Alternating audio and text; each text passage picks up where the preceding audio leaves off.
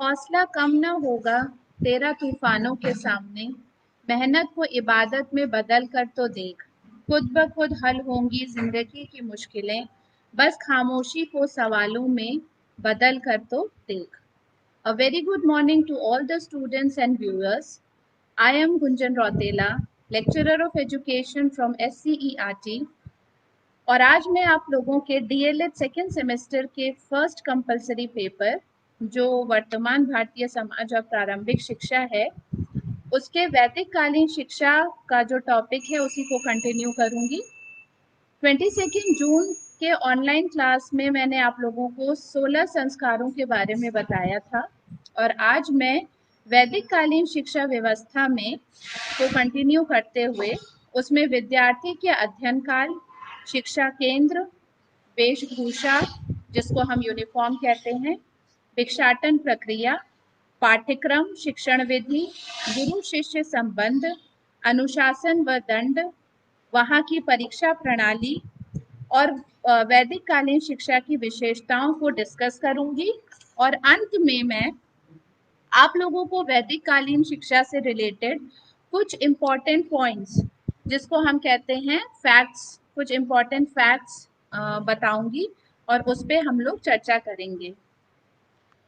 तो आज का जो हमारी ये ऑनलाइन क्लास है उसमें वैदिक कालीन शिक्षा भाग 3 के नाम से मैंने आप लोगों के लिए पीपीटी तैयार की है।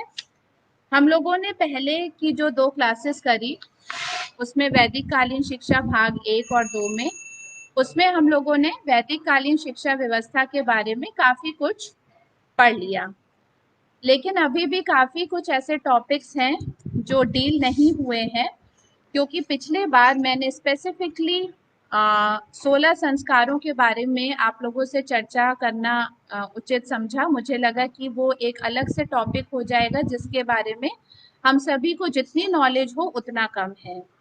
तो आज के इस टॉपिक को शुरू करते हुए मैं अपनी पहली स्लाइड आप लोगों को शो करती हूँ। वैदिक कालीन शिक्षा व्यवस्था। अब हम लोगों ने जो वैदिक कालीन शिक्षा व्यवस्था पढ़ ली है, जहाँ तक उसमें हम लोगों ने संस्कारों के बारे में पिछले बार बहुत ही डिटेल से पढ़ा।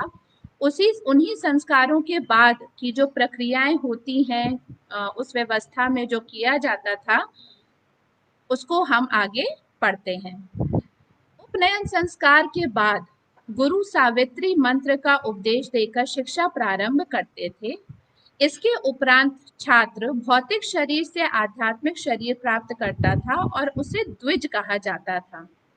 हमारे वैदिक कालीन शिक्षा शास्त्र में जो भी शिक्षा प्रणाली थी, व्यवस्था थी, उसमें जो धार्मिक उद्देश्य थे और आध्यात्मिकता के विकास की जो बातें की गई थी, उसका बहुत ही ज़्यादा इम्पोर्टेंस था, उसका बहुत ही महत्व था।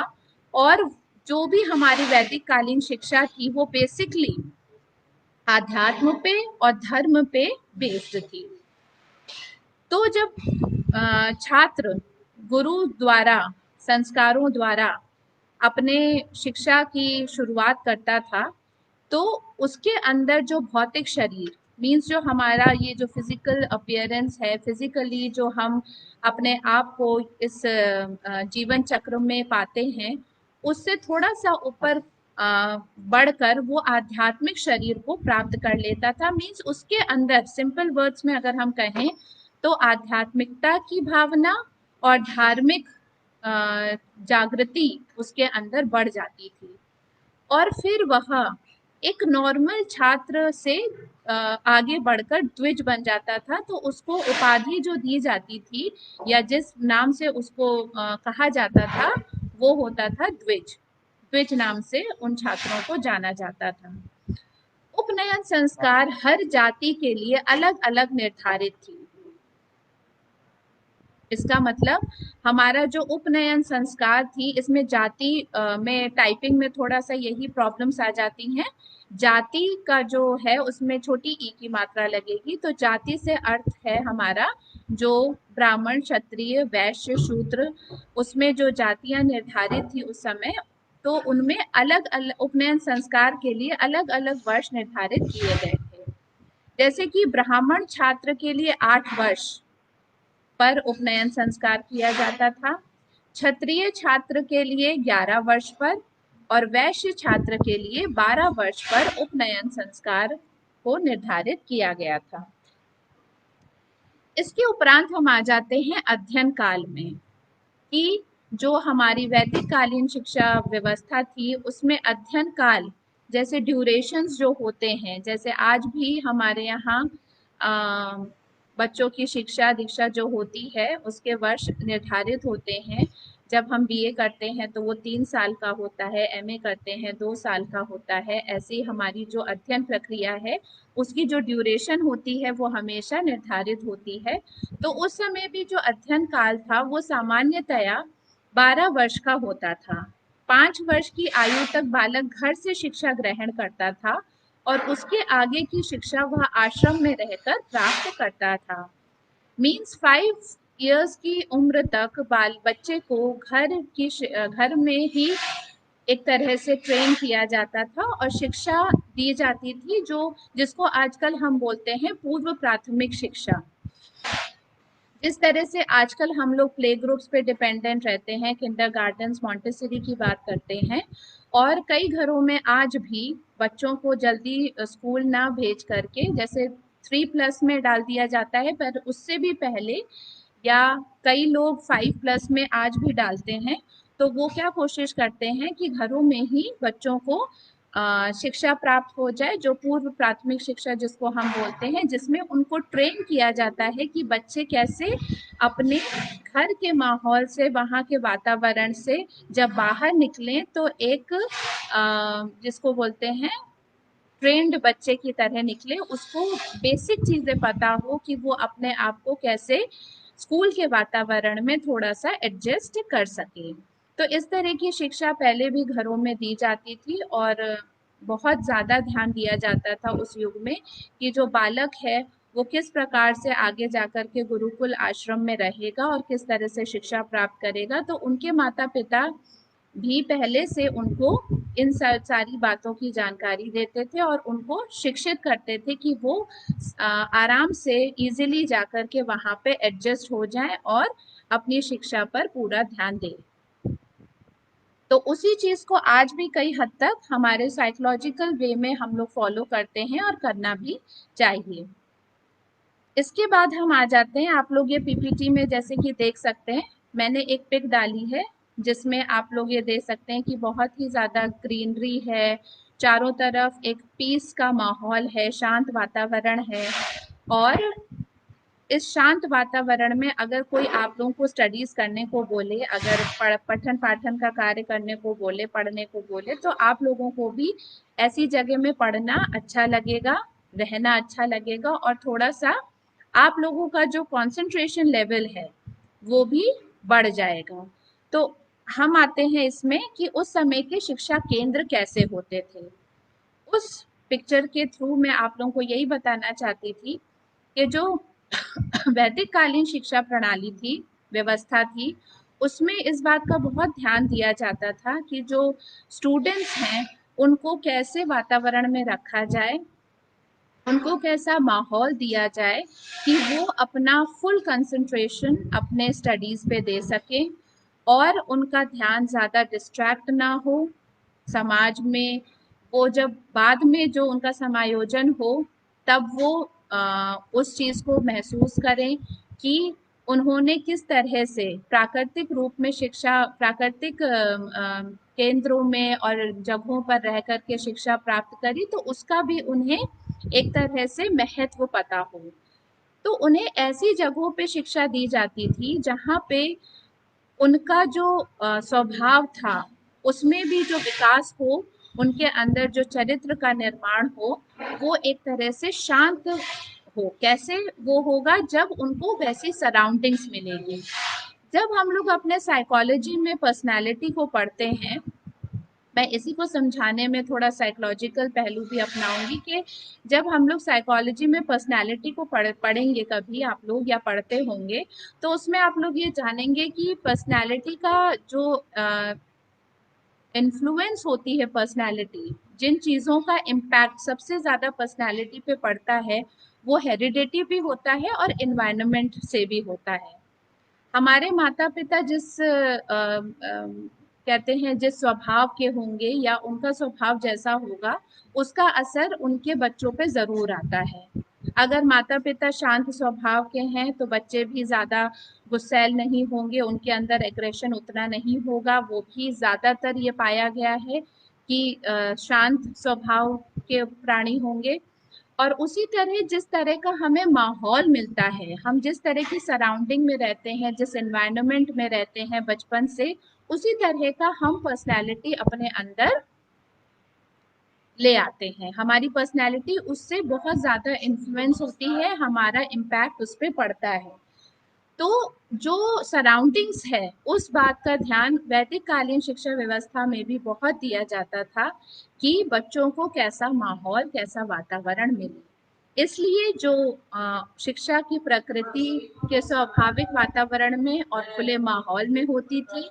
ये स्थान गुरुजनों के आश्रम या घर हुआ करते थे, जो कोलाहल से दूर होते थे। मीन्स आज भी जब हम लोग स्कूल एडमिनिस्ट्रेशन में पढ़ते हैं तो वहाँ पे बोला जाता है कि स्कूल्स को ऐसी जगह में स्टैब्लिश करना चाहिए, खोलना चाहिए जहाँ जो सिटी से थोड़ा सा, अगर बहुत दूर नहीं क्योंकि एक्सेसिबिलिटी की भी बात होती है, बट अगर थोड़ा सा वो मेन रोड से, हाईवे से अलग हटके होगा, वो क्या कहते हैं जैसे मार्केट प्लेसेस में नहीं होगा तो ज़्यादा अच्छा होगा, क्योंकि उस शोर शराबे का असर वहाँ के माहौल पे, स्कूल के माहौल पे पड़ता है और साइमल्टेनियसली उसका असर विद्यार्थियों पे भी अवश्य पड़ता है। इसीलिए शिक्षा केंद्रों का बहुत ज़्यादा ध्यान रखा जाता था कि वो किस प्रकार के हों। वैदिक युगीन शिक्षा प्रणाली वातावरण से समायोजन की शिक्षा देती थी। उसमें ये शिक्षा भी दिया जाता था कि हम वातावरण से समायोजन कैसे करें, उसमें एडजस्टमेंट किस प्रकार से बेहतर करें। प्राकृतिक वातावरण में शिष्यों को निवास कराने व विद्या अध्ययन कराने से उनमें प्रकृति के प्रति प्रेम की भावना का विकास भी होता था। मीन्स जब वो प्रकृति के बीच में रहते थे और उनके चारों तरफ प्राकृतिक सौंदर्य होता था, प्रकृति की महिमा वो दिन रात देखते थे, वो बहुत अच्छा, हमारी तरह वो बंद कमरों में रह करके शिक्षा ना प्राप्त करके खुली वातावरण में जब शिक्षा प्राप्त करते थे तो वो सूर्य की किरणों को भी महसूस करते थे और उसके साथ साथ वो बारिश की बूंदों को भी उतनी ही अच्छी तरह महसूस करते थे। वो एसी के कमरों में नहीं बैठ करके गर्मी, सर्दी, हर तरह का के मौसम को महसूस करते थे और महसूस करना भी एक तरह की विद्या अध्ययन करना ही है। उससे उन सबसे पहले नए वीडियो को देखने के लिए आप हमारे चैनल को सब्सक्राइब करें और बेल आइकन को प्रेस करें, जिससे कि जब भी मैं नया वीडियो अपलोड करूं तो आपको उसका नोटिफिकेशन मिल जाए।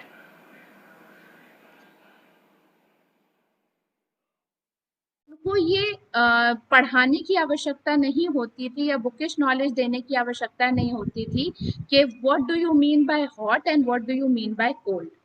उन्हें ये पढ़ के नहीं बताया जाता था, बल्कि उनके अंदर वो स्वाभाविक रूप से ही वो चीज़ें आ जाती थी और वो प्रकृति को बहुत ही करीब से देख भी सकते थे और समझ भी सकते थे।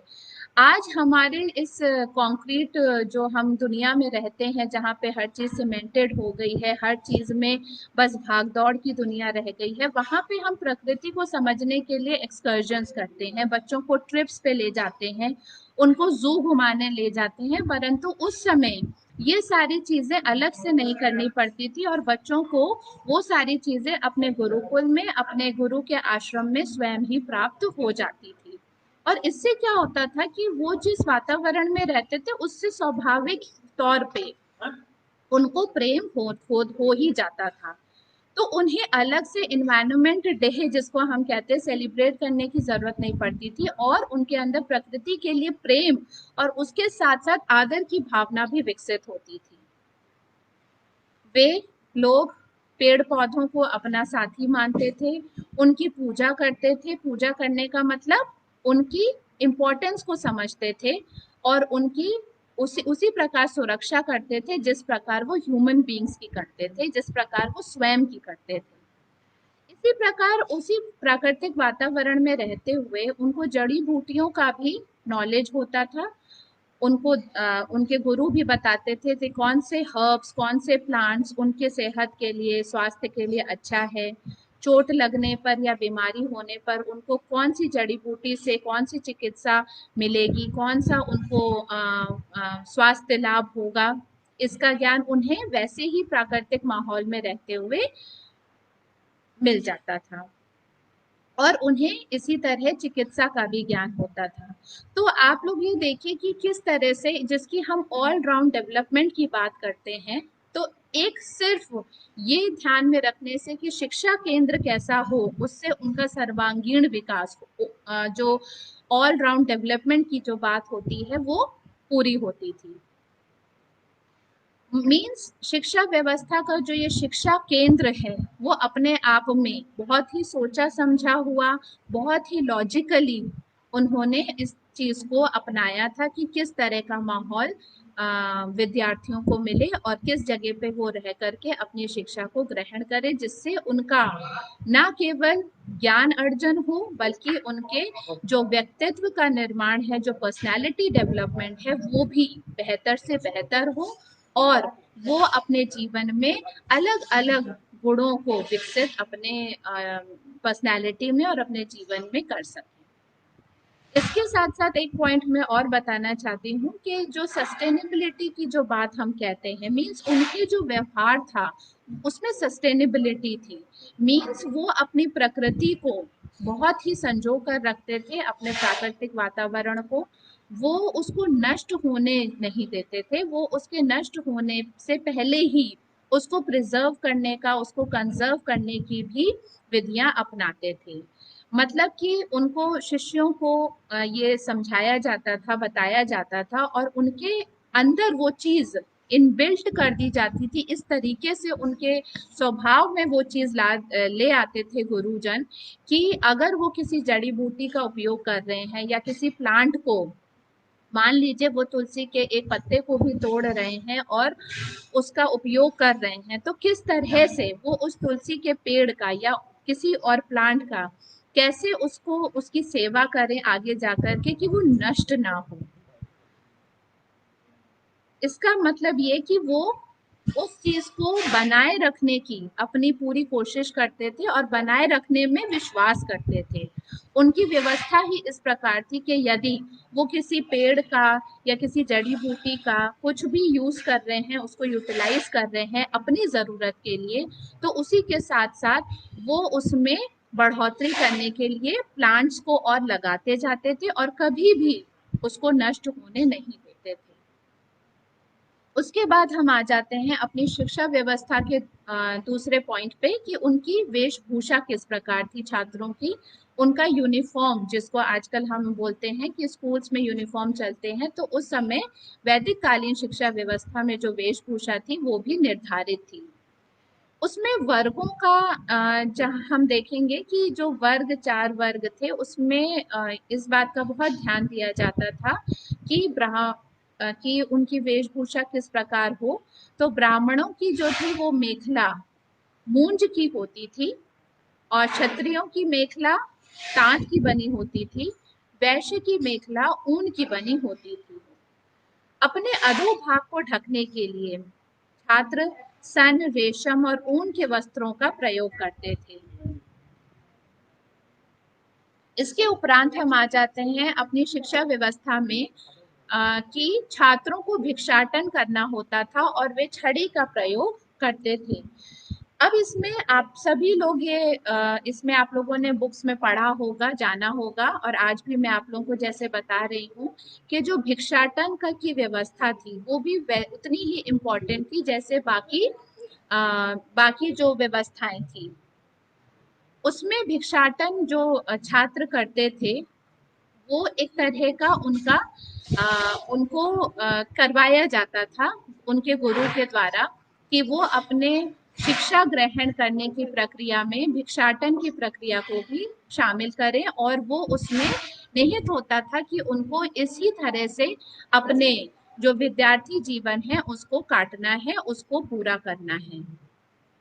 भिक्षाटन के द्वारा ही वे जो विद्यार्थी थे वो अपने गुरु के लिए भी और अपने लिए भी भिक्षा मांग करके अन्न लेके आते थे, और उससे वो अपना जो कहते हैं कि उनको वो खाते थे, पीते थे और उसी तरह से रहते थे। और वे छड़ी का प्रयोग करते थे। अब इसमें मैं आप लोगों को ये बता रही हूँ कि भिक्षाटन की जो प्रक्रिया थी उसका भी बहुत ही ज़्यादा महत्व था। इसमें हम लोग अपनी बुक्स में बस इतना पढ़ लेते हैं कि भिक्षाटन की व्यवस्था थी, पर हमें हमेशा ये सोचना चाहिए कि क्यों क्यों थी भिक्षाटन की व्यवस्था। अगर कोई व्यवस्था रखी गई थी तो उसका कोई ना कोई कारण अवश्य होता था। तो इसमें एक जो का बहुत बड़ा कारण था वो ये था कि सभी वर्ग के शिष्य वहाँ पे गुरु के यहाँ पढ़ते थे गुरुकुल में।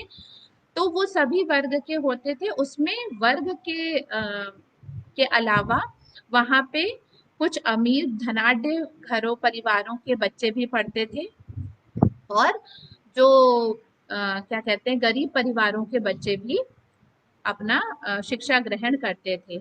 तो इसमें इस बात का ध्यान रखा जाता था इस व्यवस्था के द्वारा, ये इस बात की भावना का विकास किया गया था कि वहाँ पे जितने भी बच्चे हैं, चाहे वो अमीर परिवारों से आए हों, धनी वर्ग के हों या गरीब वर्ग के परिवार से बिलोंग करते हों, उनके अंदर इक्वालिटी की भावना का विकास हो, उनमें कहीं भी भेदभाव न उत्पन्न हो, उनमें कभी भी किसी तरह का कॉम्प्लेक्स ना हो, ना किसी स्टूडेंट में सुपीरियर कॉम्प्लेक्स हो, सुपीरियोरिटी कॉम्प्लेक्स हो कि मैं तो बहुत ही धनी हूँ और मैं बहुत ही अपनी फैसिलिटीज को लेकर के चलता हूँ और मेरे माता पिता ने मुझे ये सारी फैसिलिटीज अवेल करने के लिए, मेरे पास धन है, मेरे माता पिता ने मुझे ये सब अवेलेबल कराया है।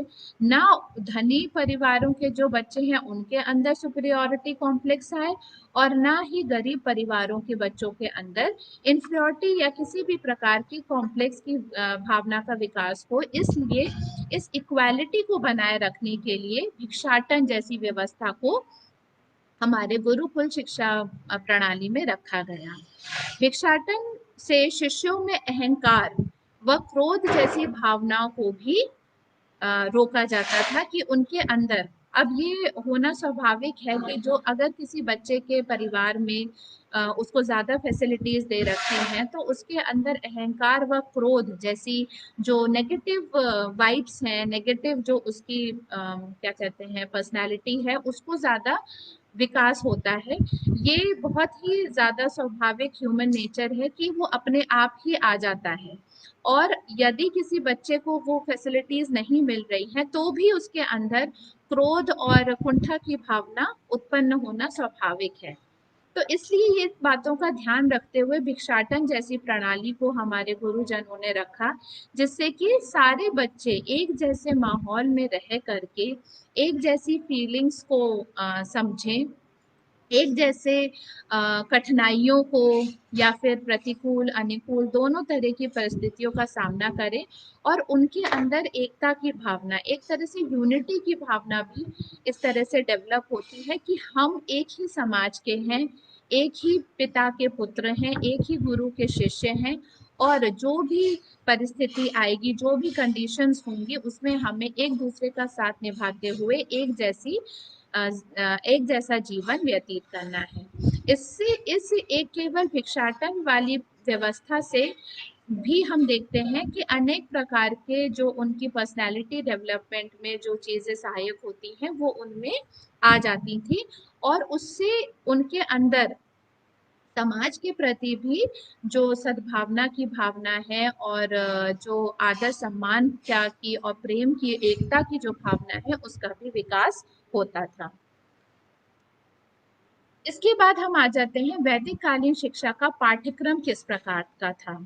वैदिक शिक्षा पूर्णतया आध्यात्मिक व व्यवहारिक लक्ष्यों के प्रति समर्पित थी, अतः इसका पाठ्यक्रम अत्यंत व्यापक था। धर्म और आध्यात्म को बेस बनाते हुए उन्होंने इस बात का भी बहुत ध्यान रखा कि प्रैक्टिकली जो बच्चे पढ़ रहे हैं वो प्रैक्टिकली उन लक्ष्यों को प्राप्त करें, और वो अपने सामाजिक जीवन में जब लौटे तो उनके अंदर वो कॉन्फिडेंस बिल्डअप हो जाए कि वो समाज में एक जो कहते हैं योग्य सिटीजन की तरह से उभरे। और उसका जो वो था, एक्सटेंशन था, जो स्कोप था, वो बहुत ही व्यापक था। मतलब उनको किसी एक फिक्स्ड ट्रैक पे नहीं भेजा जाता था कि नहीं उनको डॉक्टर ही बनना है या इंजीनियर ही बनना है, जिस तरह से आज हम लोग करते हैं। जबकि हम लोग अपने आप को बहुत ही ओपन माइंडेड और ओपन सिस्टम का एक हिस्सा मानते हैं, बट फिर भी तब ज़्यादा जो पाठ्यक्रम होता था उसका जो विस्तार होता था, जो उसको देखने का जो दृष्टिकोण होता था और जिस तरह से उस व्यवस्था को अपनाया जाता था, वो ज़्यादा व्यापक और ज़्यादा विस्तृत था। बालकों को वेद, उपनिषद, पुराण, नीति शास्त्र, इतिहास, गणित, भाषा, कला, विज्ञान, शिल्प, कृषि, पशुपालन, अर्थशास्त्र, योग, आयुर्वेद एवं सैन्य विज्ञान की शिक्षा दी जाती थी। मीन्स ये सारी जो सब्जेक्ट्स हैं, सारे सब्जेक्ट्स हैं, इसमें उन विद्यार्थियों को शिक्षा दीक्षा दी जाती थी। और ये कोशिश होती थी कि वो हर सब्जेक्ट्स में अपने आप को निपुण बना सके। और अ, एक तरह से वहाँ पे साइकोलॉजिकल फैक्टर्स को भी ध्यान में रखा जाता था कि बेसिक शिक्षा, बेसिक कॉन्सेप्ट सबको दिया जाता था, बट जो स्टूडेंट जिस चीज में ज्यादा महारत हासिल करता था या जिस चीज में उसका टैलेंट और इंटरेस्ट ज्यादा होता था, उसमें उस विद्यार्थी को आगे बढ़ने की अ, आगे बढ़ने के लिए उसको प्रोत्साहन मिलता था, दिया जाता था उनके गुरु द्वारा। शिक्षण का माध्यम संस्कृत था। बेसिकली उस समय जो हमारी भाषा थी वो संस्कृत ज़्यादा डेवलप हुई थी। और वैदिक कालीन युग में कहा जाता है कि संस्कृत का जो यूज है वो ज़्यादा होता था शिक्षण क्रियाओं में। उसके बाद हम आते हैं शिक्षण विधि।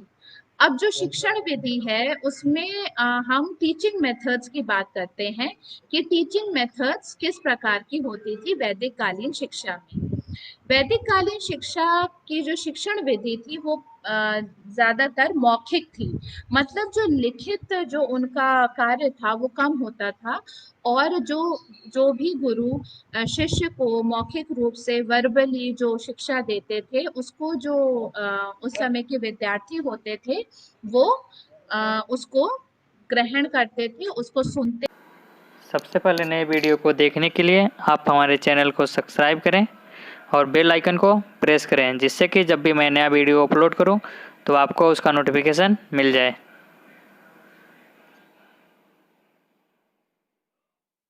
थे, समझते थे और उसको कंठस्थ करते थे। मीन्स उन लोगों को ज्यादा बुक मटेरियल, स्टडी मटेरियल ऐसे नहीं मिलता था, और वो उन गुरु की बताई हुई बातों को सुनकर, समझकर और उसको याद करते थे। कि इस तरह से याद करते थे कि उनको कंठस्थ हो जाता था। मीन्स जैसे हम लोग कहते हैं अपने बच्चों को, बेटा बाय हार्ट लर्न करो।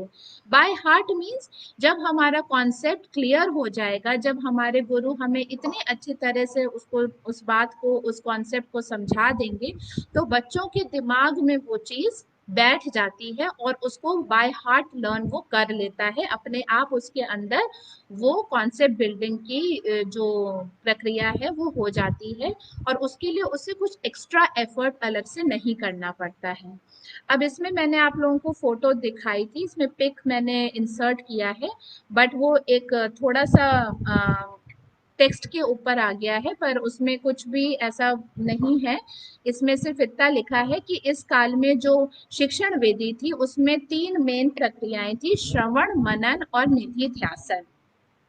मीन्स वैदिक कालीन शिक्षा में एक तो हमने ये जाना कि शिक्षण विधि मुख्यतः मौखिक थी, जिसमें गुरु अपनी बात कहकर बच्चों को समझाते थे और छात्र उस उनकी कही हुई बातों को कंठस्थ करते थे। तो किस तरह से करते थे? अब जैसे हम लोग अपने टीचिंग मेथड्स में ब्लूम्स टेक्सोनॉमी आजकल पढ़ते हैं। आई होप आप लोगों ने टीचिंग मेथड्स में ये पढ़ा होगा या फिर आगे जाकर के पढ़ेंगे कि टीचिंग मेथड्स क्या होते हैं। आज भी हम लोग अपने जब स्कूल में, कॉलेजेस में या ऑनलाइन भी पढ़ाते हैं तो उसमें हम लोग कुछ टीचिंग मेथड्स को फॉलो करते हैं, जो एक लेवल को बताता है कि किस तरह का के लेवल्स को हम अचीव करते हैं ड्यूरिंग आवर टीचिंग। तो उसमें हम जब ब्लूम्स टेक्सोनॉमी की, आज से मैं रिलेट करना चाहती हूँ थोड़ा सा कि ब्लूम्स टेक्सोनॉमी की बात करते हैं, तो उसमें हम नॉलेज, अंडरस्टैंडिंग, एप्लीकेशन, एनालिसिस और सिंथेसिस, इन 6 लेवल्स की बात करते हैं। तो जो हमारे वैदिक कालीन गुरु थे, उनकी जो शिक्षा व्यवस्था थी वो ज्यादा अलग नहीं थी। उसमें जब हम इन 3 शिक्षण विधियों को देखते हैं तो हम क्या देख रहे हैं? श्रवण, मनन और निधि ध्यासन। अब इसको समझना बहुत इजी है, ये सिंपली हमें वर्ड से ही समझ में आ जाएगा इसका मीनिंग। हम आगे देखते हैं कि श्रवण का मतलब क्या होता है। श्रवण माने सुनना। श्रवण का जो शाब्दिक अर्थ है वो है सुनना।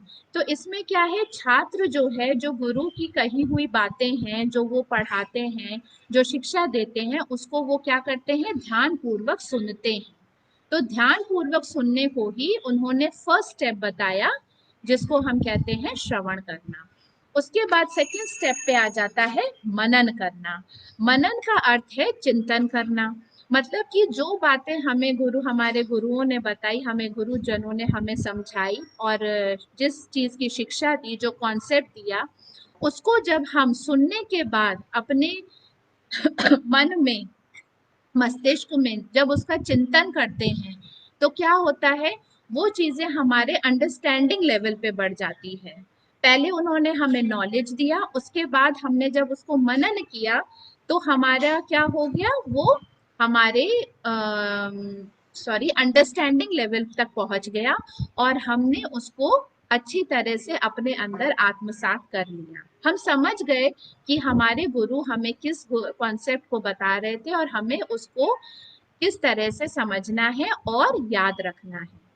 ये हो गया हमारा सेकेंड स्टेप। उसके बाद आ जाते हैं निधि ध्यासन। निधि ध्यासन का मतलब है एप्लीकेशन पॉइंट।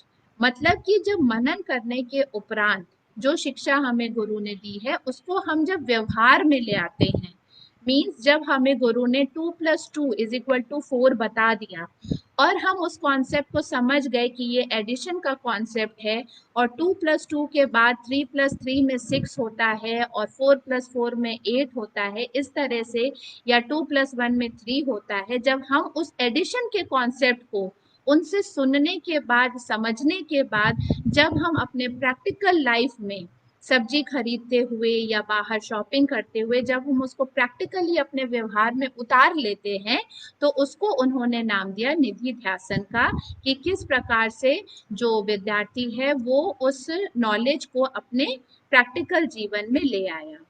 तो ये सिंपल है, बहुत ही ज्यादा सिंपल, कि उन्होंने 3 शिक्षण विधि में 3 लेवल्स बताए। सबसे पहला श्रवण, फिर मनन, और फिर निधि ध्यासन। इसके बाद हम आ जाते हैं जो उन्होंने अन्य शिक्षण विधियां अपनाई, जो प्रयोग में ली जाती थी। उसमें होता था व्याख्यान विधि, प्रश्नोत्तर विधि, वाद विवाद और शास्त्रार्थ प्रणाली। ये आप लोगों को सबको अंडरस्टूड होगा। व्याख्यान मीन्स लेक्चर विधि, जिसमें वो लेक्चर के थ्रू पढ़ाते थे। प्रश्नोत्तर विधि, क्वेश्चन आंसर मेथड अपनाते थे। फिर वाद विवाद और शास्त्रार्थ। अब इसका बहुत ही ज्यादा इंपॉर्टेंस होता था, जो आजकल हम लोग एलोक्यूशन करते हैं, डिबेट्स करते हैं, स्कूल में बच्चों का कराते हैं, और खुद भी कई बार पार्टिसिपेट करते हैं। तो उस समय इन विधियों का, इन मेथड्स का बहुत ज्यादा प्रयोग किया जाता था। आगमन और निगमन एवं उदाहरण विधि से भी पढ़ाया जाता था, means inductive and deductive methods. इसका नाम अलग अलग हर युग में दिया जाता है, पर कहीं ना कहीं हमारे गुरु वो सब करते थे जो जिसको आज भी हम फॉलो करते हैं। आज भी हम उन्हीं मेथड्स को अपनाते हुए अपने टीचिंग को अपने स्कूल्स में, अपने कॉलेजेस में करते हैं। आगमन विधि, निगमन विधि, ये दोनों विधियां बहुत ही ज्यादा इंपॉर्टेंट है इसको समझना। इसको मैं जल्दी से एक उदाहरण की तरह से अगर बताऊं, तो इंडक्टिव मेथड वो होता है जो स्पेसिफिक टू जनरल होता है। मीन्स स्पेसिफिक टू जनरल मतलब हम किसी क्वेश्चन में पहुंचते हैं, और उसके बाद हम उसको इंड्यूस करते हैं कि उसका जो फॉर्मूला है वो कैसे बनेगा। मीन्स स्पेसिफिक से लेकर के हम किसी स्पेसिफिक क्वेश्चन को सॉल्व करने के लिए उसके किसी एक फिक्स फॉर्मूला को नहीं अपनाते हैं, बल्कि उस फॉर्मूला तक पहुंचते हैं उस क्वेश्चन के माध्यम से, उस प्रॉब्लम के माध्यम से। जब हम उस सॉल्यूशन तक पहुंचते हैं तो उसको इंडक्टिव मेथड कहते हैं। जहां तक मुझे पता है, अभी अगर आप लोगों ने एक बार भी आगमन या निगमन विधि अगर अपने बुक्स में नहीं पढ़ी है या अपने स्कूल में नहीं पढ़ी है, तो मेरे इस एक लेक्चर से आपको क्लियर नहीं होगा। इसको आप लोग खुद से फाइंड आउट करके अपने बुक्स में जरूर पढ़िएगा। ये बहुत इंटरेस्टिंग भी है और आप लोगों को सबको पता भी होना चाहिए। डिडक्टिव मेथड या निगमन विधि वो विधि है जिसमें हम फॉर्मूला से, जैसे हमें एक एग्जाम्पल आप लोग हमेशा याद रखिएगा कि डिडक्टिव में मैथ्स को याद रखिएगा। जैसे मैथ्स में मान लीजिए फॉर्मूलाज दे दिए जाते हैं और उन फॉर्मूलाज को रखते हुए हम बच्चों को बताते हैं और खुद भी करते हैं कि उन फॉर्मूलाज को रखते हुए हम अपने सारे क्वेश्चंस को सॉल्व करते हैं जो उससे रिलेटेड होते हैं। हमें हम इसमें जनरल टू स्पेसिफिक जाते हैं। मींस हमें पता होता है कि जनरली किसी एक प्रॉब्लम को सॉल्व करने के लिए या क्वेश्चन को सॉल्व करने के लिए हमें कौन से फॉर्मूला को अपनाना है, तो हम उस जनरल फॉर्मूला से अपने स्पेसिफिक क्वेश्चन की तरफ आगे बढ़ते हैं और उसको हम निगमन विधि या फिर डिडक्टिव मेथड कहते हैं। इस तरह के मेथड्स को अपनाते हुए हमारे गुरुजन भी वैदिक कालीन शिक्षा में हमें शिक्षा देते थे। और उसके बाद है उदाहरण विधि, मीन्स विद एग्जाम्पल्स, जैसे कि मैं आपको समझाने की कोशिश कर रही हूँ। इस तरह से वो लोग अपने शिक्षा को विद्यार्थियों तक देते थे। उसके बाद आ जाता है कक्षा में छात्र संख्या बढ़ जाने पर कक्षा मॉनिटर पद्धति या कक्षा नायकीय पद्धति का भी प्रयोग होता था। इसका मतलब क्या है? कक्षा मॉनिटर, जब उच्च कक्षा के छात्र निम्न कक्षा के छात्रों को पढ़ाते थे और गुरु का सहयोग करते थे। जिस तरह से हम लोग अपने स्कूल्स में भी क्या करते हैं, असिस्टेंट टीचर्स और फिर कुछ मॉनिटर्स को अपॉइंट करते हैं कि हम कि टीचर्स के ना रहने पर जो मेन टीचर है कैसे उस क्लास को हैंडल करे, तो उस समय भी ये इसको नायकी पद्धति या मॉनिटर पद्धति बोला जाता था। इसके बाद है गुरु शिष्य शिष्य के संबंध किस प्रकार के होते थे, तो उनका जो संबंध होता था वो पुत्रवत होता था। इसमें एक बहुत ही पॉपुलर श्लोक है, गुरुर ब्रह्मा गुरुर विष्णु गुरुर देवो महेश्वरा गुरुर साक्षात परम ब्रह्मा तस्मै श्री गुरुवे नमः। तो इस श्लोक के से भी हम समझ सकते हैं कि गुरु का उस समय बहुत ही ऊंचा स्थान था और गुरु को शिष्य का मानस पिता माना जाता था। वह शिष्य को ज्ञान देने के साथ साथ उसके चारित्रिक गुणों का सदैव ध्यान रखते थे। गुरु जो होते थे वो देवतुल्य होते थे, मतलब उनको देवताओं के समान समझा जाता था और शिष्य हमेशा गुरु से नीचे स्थान पर आसन पर बैठते थे और उनकी हर आज्ञा का पालन करते थे। शिष्य भी गुरु को अपना पिता मानकर उनका पुत्रवत सेवा करते थे और उनके हर आदेशों का पालन करते हुए ज्ञानार्जन करते थे। इसके आगे हम देखते हैं कुछ मुख्य बिंदु के, जैसे हमारे हम आजकल ग्रेजुएट होते हैं, पोस्ट ग्रेजुएट होते हैं, उसी तरह से उस समय भी अलग अलग डेजिग्नेशंस या डेस्टिनेशंस दिए जाते थे। जैसे एक वेद के ज्ञाता को स्नातक कहते थे, 2 वेद के ज्ञाता को वसु कहते थे, 3 वेद के ज्ञाता को रुद्र कहते थे और 4 वेदों के ज्ञाता को आदित्य कहते थे। ये आप लोगों को पॉइंट वाइज याद होना चाहिए, कभी भी एग्जाम्स में ये जो ऑब्जेक्टिव क्वेश्चंस होते हैं तो ये बहुत ही इम्पोर्टेंट होते हैं। उसके बाद वहाँ के अनुशासन व दंड को देखें तो वहाँ की शिक्षा व्यवस्था निष्पक्ष थी। गुरुजन सभी छात्रों के साथ एक समान व्यवहार करते थे। ये मैंने आप लोगों को बताया था कि समानता, इक्वालिटी की बहुत ही उस समय इम्पोर्टेंस थी। उसके बाद गुरु स्वयं उच्च चरित्र का उदाहरण देते थे, मतलब कि गुरु वो उस चरित्र को स्वयं अपनाते थे जो वो चाहते थे कि उनके छात्रों के अंदर डेवलप हो, तो वो उसको स्वयं उस उन नियमों का उस चरित्र का पालन करते थे और एक रोल मॉडल की तरह अपने स्टूडेंट्स के सामने रहते थे। नियम तोड़ने पर प्रत्येक उद्दंड छात्र को सजा मिलती थी और दंड स्वरूप शारीरिक कम आध्यात्मिक ज्यादा मिलती थी। मींस उनको उनका ये उद्देश्य होता था कि जो उनके स्टूडेंट्स हैं गलती करने पर उसको रियलाइज करें और फिर उसका दंड स्वयं भोग करके उसको अच्छी प्रकार से समझ जाए कि वो गलती उनसे दोबारा ना हो।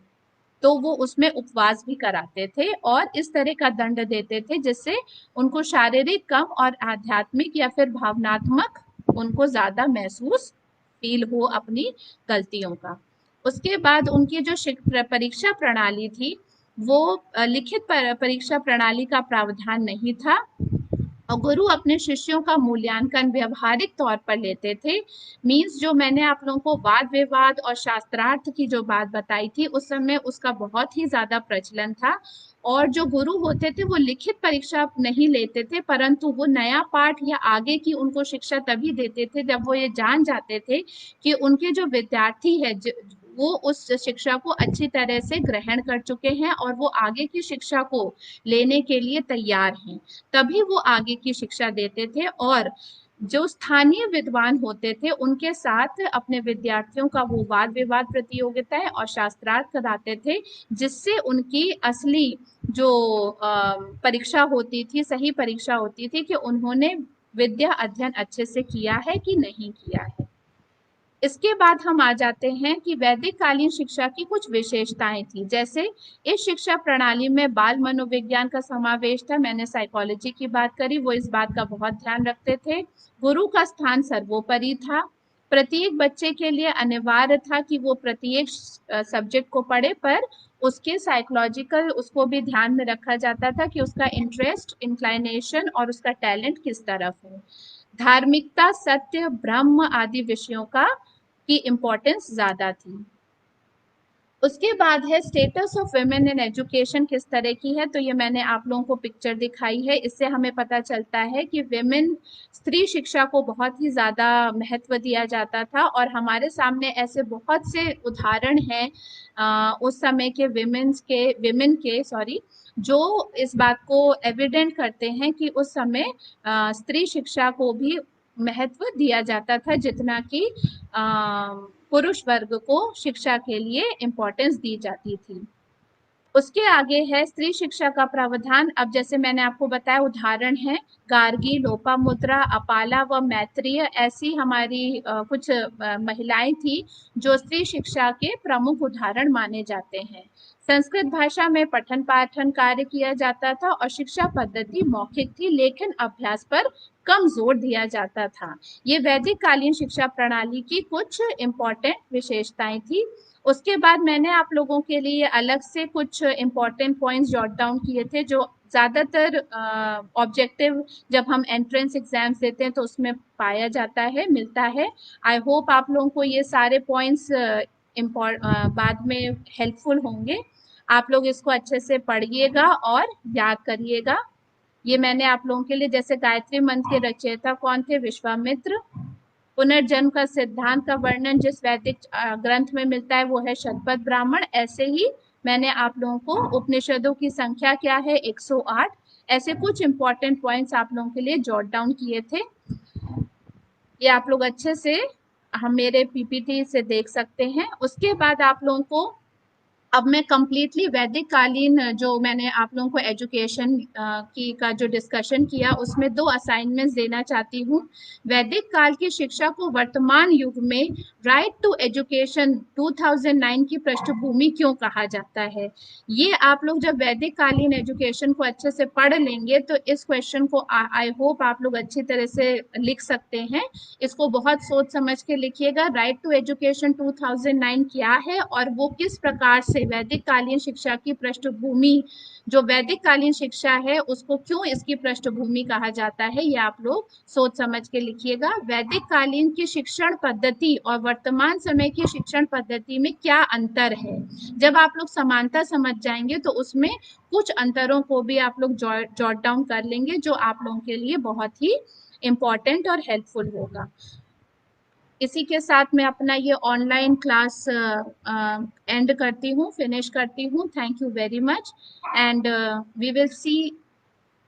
we will see again very soon in the next online class and we will meet together and we will discuss the next topics of our subject. Thank you. सबसे पहले नए वीडियो को देखने के लिए आप हमारे चैनल को सब्सक्राइब करें और बेल आइकन को प्रेस करें, जिससे कि जब भी मैं नया वीडियो अपलोड करूं तो आपको उसका नोटिफिकेशन मिल जाए।